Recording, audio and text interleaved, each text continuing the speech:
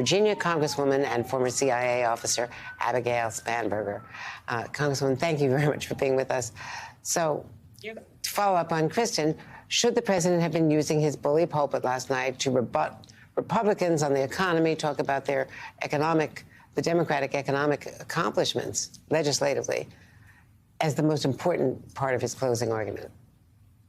Well, I think that every candidate who's on the ballot is making their own closing arguments. Certainly, I know that I am across our district. I was at 4 different early voting locations in 4 of the counties in Virginia's 7th district, and I was talking to the issues that matter to voters. And among the things I heard about were fuel costs, general inflation concerns, abortion rights, yes, democracy-related issues, and the cost of prescription drugs, the work that we've done in Congress to lower the cost of prescription drugs, particularly for seniors on Medicare, and the work that's left to be done.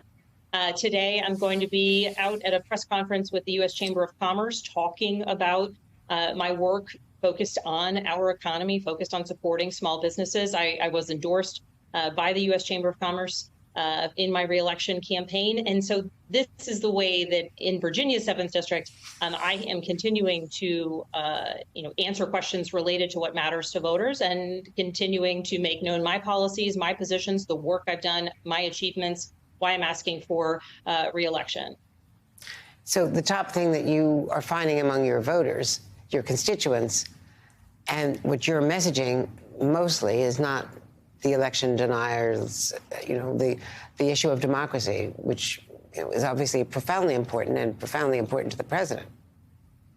Certainly, as a former federal agent, a law enforcement officer, a former CIA officer, I have sworn an oath to uphold and defend the Constitution of the United States multiple times. My belief in our nation, in the foundations of our democracy is absolutely unwavering. My commitment to defending democracy is absolutely unwavering. And I would note that the top thing I'm really hearing about from constituents, from voters, is related to a general feeling of unease. And for some people, that's the cost at the pump. For some people, I was speaking with a general contractor and farmer yesterday who was talking about diesel prices. The cost of diesel is foundational to the rest of his businesses, the rest of his livelihood. And that's a top concern for him. The cost of prescription drugs for those who require life-saving, life-stabilizing medication, that's their primary issue. The uneasiness caused by inflation for many families, that's their primary issue. And yes, for some, their primary issue and their area of discomfort and unease relates to the divisiveness in politics, the violence that we have seen, and the willingness of some people to defend the insurrectionists, as an example my opponent has, or to mandate a national abortion ban, as my opponent has advocated for, or to insult the FBI, as my opponent has, in calling them deep state and corrupt. And so this election is really one of contrasts in many of our races across the country, and certainly specifically in ours right here in Virginia's 7th district. Congresswoman, you've worked in law enforcement, as you just pointed out. You were a CIA officer. What's your reaction to the level of security at Nancy Pelosi's home and the fact that the Capitol Police were not watching the live feed of the break-in real time? Well, I hope that there is a significant after-action report and that after-action report in whatever way can safely be made public, that many elements of it will be made public. I am grateful to the men and women of the Capitol Police who have been just showing heroic efforts to try and keep all of us safe, particularly as they have noted they're facing record threats to members of Congress and the buildings and their protectees.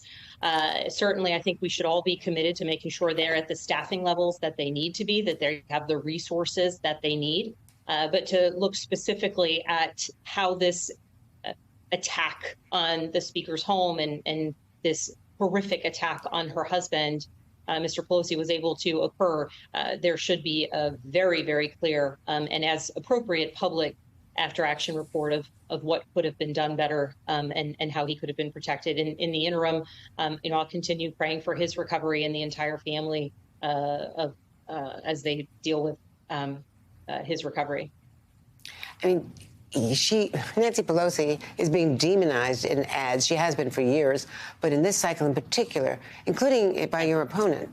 And is this the logical result of that kind of campaign advertising. I know it's free speech and you can't regulate the campaign ads, but the way, shouldn't party leaders speak out when you have people firing off shotguns and, you know, suggesting that that's the way to take out the speaker? One would hope. Certainly, as you mentioned, within my race, my opponent, who certainly isn't able to run against my record of accomplishment, is choosing to just link me to a vilified version of the speaker. And in our attack ads that are against me, they continue to nationalize the race and continue to attack the Speaker of the House and attempting to attack me by association. It would be, I think, appropriate and unfortunate that it hasn't occurred for Leader McCarthy to make clear his views, his desire to see a lowering of the tone and tenor of anger within our politics, of this vitriol. Certainly, I hear that from voters, that's what they want to see. But the vilification of certain members of Congress, frankly, stokes fear and has results at times at the polls. And for those who prioritize winning over good policy, over good governance, that's a choice that time and time again they seem willing to make.